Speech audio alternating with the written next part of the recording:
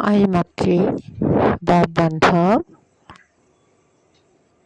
সিদিনা এখন অনুষ্ঠানলৈ গ'লোঁ। সেই অনুষ্ঠানখনত বহুতো ভাল ভাল ভাষণ শুনিলোঁ আৰু বহুতো ভাল ভাল কথা শিকিব পাৰিলোঁ। কিন্তু আমাৰ আইসকল বহিছে প্ৰসংগত, আইসকলৰ গাত চেলেংখন একেবাৰে লোৱা দেখা নগ'ল। মূৰত কাপোৰখনো নল'লে। বাপসকলেও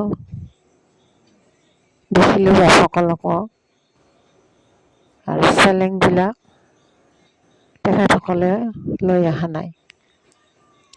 কাৰণ যি সৰু ডাঙৰ অনুষ্ঠানেই হওক, বাপসকলেও ধুতিখন চেলেংখন গাত ৰাখিব লাগে আৰু আমাৰ আই মাতৃসকলেও সেই ৰিহাখন গাত ৰাখিব লাগে আৰু মূৰত কাপোৰখন ৰাখিব লাগে। মই আগৰ ভিডিঅ'টো দিছোঁ এইটো। হয়তো এইখিনি কোৱাৰ কাৰণে হয়তো বেয়াও হ'ব পাৰে, কিন্তু মই একেবাৰে নাজানো কথা ক'বলৈও আৰু মোৰ ইমান জ্ঞানো নাই।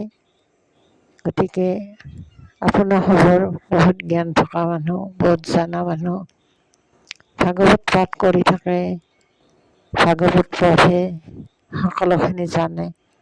গতিকে আমাৰ জ্ঞান একেবাৰে সীমিত। আমি বহুত কথাই নাজানো, তথাপিও এইখিনি ক'বলৈ ওলাইছোঁ। সেই মিটিংখনত গ'লোঁ। অৱশ্যে মই নাম প্ৰসংগখিনি নাপালোঁ, মোৰ যোৱাতে দেৰি হ'ল।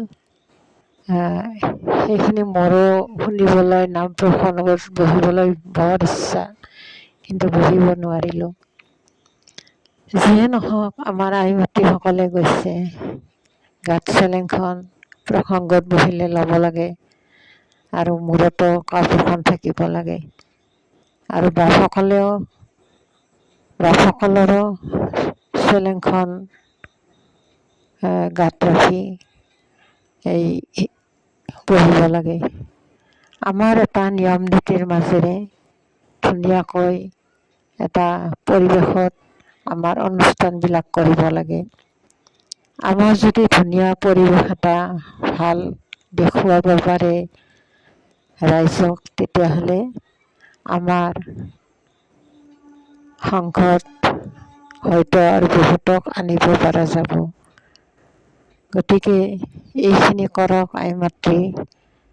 এখন মিটিং হ'লে, এটা ভাল কথা ক'লে হয়তো হাত চাপৰি দিবলৈও লাজ কৰে আমাৰ বাপ বান্ধৱ আৰু আই মাতৃসকলে।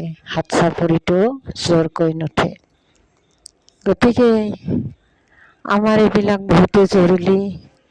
আৰু সৰু সৰু ল'ৰা ছোৱালীবিলাক